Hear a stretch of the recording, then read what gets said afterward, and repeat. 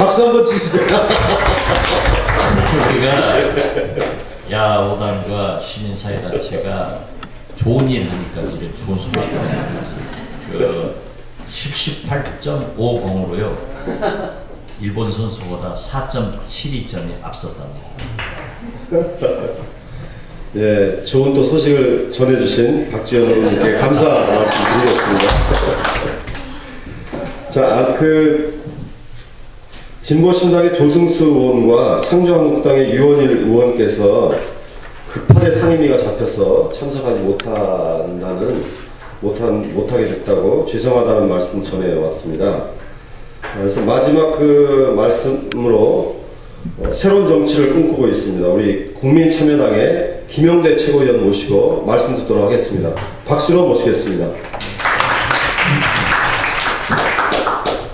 예, 우리 박지원 의원님께서 그 6.15 10주년 되는데 굉장히 의미가 또 각별하시겠습니다. 나름대로 그 역할을 하셨기 때문에 저희 당도 그 이재정 대표님께서 사실 통일부장관으로서 14공동선언의 밑바탕 역할을 하셔서 저희 당으로서의 사실은 6.15 그 14공동선언에 대한 정신을 이명박 정부 들어서 2년 동안 참 그 존중받고 또 이 민족사를 볼 때 엄청난 더 진전을 시켜야 될 걸 중단시키고 후퇴시키고 무시하고 이런 거에 대해서 참 분노를 느낍니다. 뭐 이건 세계가 세계적으로 EU나 각 그 경제 공동체를 형성하면서 더 나아가서 정치적, 군사적으로도 이렇게 통합해 나가는 과정이 있습니다. 세계는. 근데 우리는 진짜 세계의 정말 유일한 분단 국가로서 경제적 통합, 나아가서 우리의 통일, 민족의 통일이라는 큰 줄기에서 어느 누구도 자유로울 수 없는 것인데 그게 한나라당이든 뭐 떠나서 어떤 개인이든 또 정치적인 성향이 다르든 그런 그 민족적인 대의 앞에서 역행하는 것에 대해서 참 분노하지 않았습니다. 특히 국가 간의 정상 간에 참 남북 정상이 만나는 것 자체가 굉장히 세계적인 이슈가 되고 큰 화제가 되는 그만큼 역사적으로 어려운 그런 정상들의 만남을 통해서 한 발 한 발 그 어렵게 디뎌놓은 이런 그 약속들이 안 지켜진다, 또 무시한다면 과연 남북관계에서의 대화라는 게 어떤 의미가 있는가 하는 것이 우리가 다시 한번 반문할 수밖에 없습니다.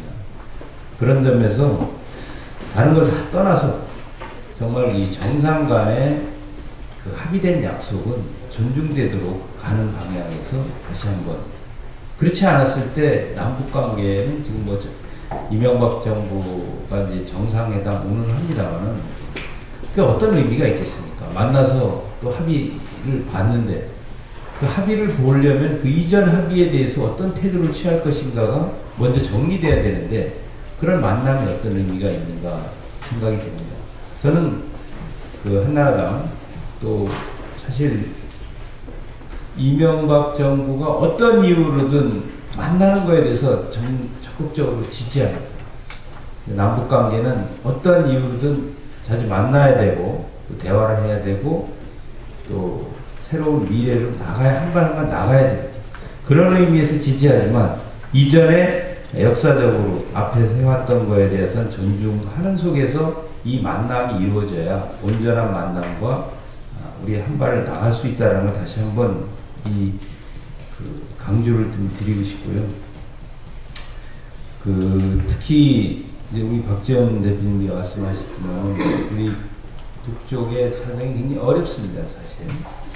그러한 속에서의 인도적 지원이 원래 한나라당 다 합의하에서 이 지원된 것입니다.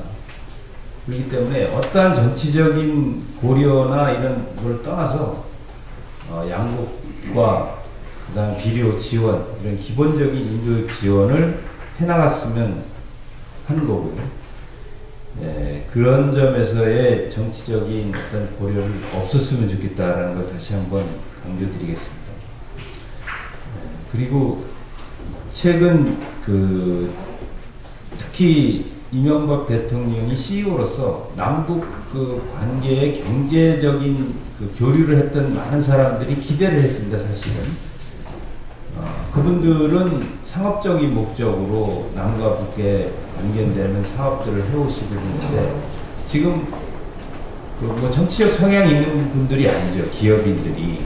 근데 남북 관계에 기업하시는 분들이 전부 실망을 하고 있습니다. 처음에는 기대를 많이 했던 게, 그래도 CEO 출신의 대통령이니까 사업에 있어서는 실용주의로 엮어나가지 않겠냐, 이렇게 많은 기대를 했다가 이것이 계속적으로 정치적으로 오히려 경제 문제도 막아서는 이런 결과를 가져오는 걸 보면서 실망을 뛰어넘어서 분노하기까지 하는 내가 많이 들었습니다.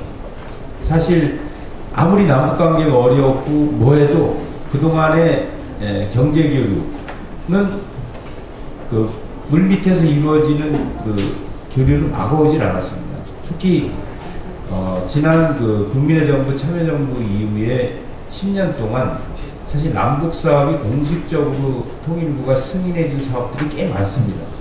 물론 대표적인 게 개성공단 사업이고 진전해 나가는 거지만은 그 밖에도 지하자원이라든지 또는 평양에서의 여러 가지 공장 건립이라든지 이런 점들이 상당 부분 물 밑에서 진행되어 왔고 또 통일부가 허용했는 것인데, 큰 이유도 없이 출입 자체를 막아버리니까 사실 뭐 사업이라는 것은 가서 보고 또 진척하고 해야 되는 것이 한 발 한 발 나가는 것인데, 승인해준 사업마저도 이 진전 안 되도록 하는 지금 상황에 대해서는 이건 도저히 있을 수 없는 일이다 라고 저는 감히 말씀드리고 싶습니다. 왜냐하면 그분들이 무슨 정치적 목적으로 사업하는 것이 아니고 또 그렇기 때문에 지금의 현재 통일부가 승인해준 사업들에 대해서 그분들 사업하시는 분들의 관계자들의 출입을 막는 것은 당장 폐지해야 된다는 걸 좀 강조드리고 싶습니다. 아마 여기 다 계신 분들이 개성공단에 가보셨을 텐데, 개성공단은 정말 여기서 차로, 저도 한 차례 들어가 봤습니다만 30분이면 갑니다. 서울에서 출발해서 한 30-40분이면 많이 들어갑니다.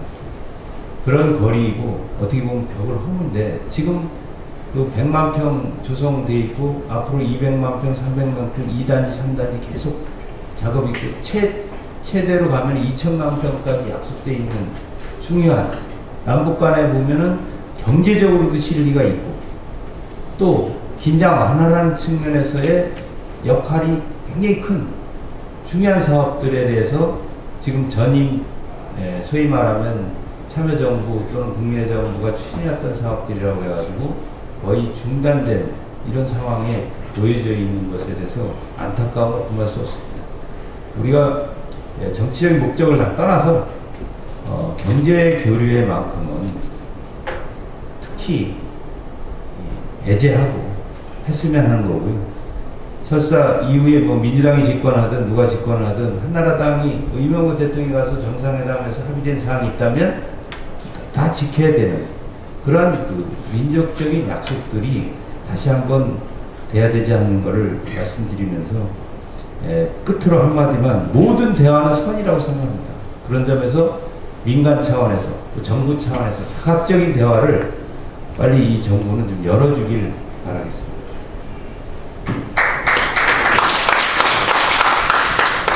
예, 세 분 이명박 정권 2년 대북 정책에 대한 평가 재연에 대해서 들어봤는데,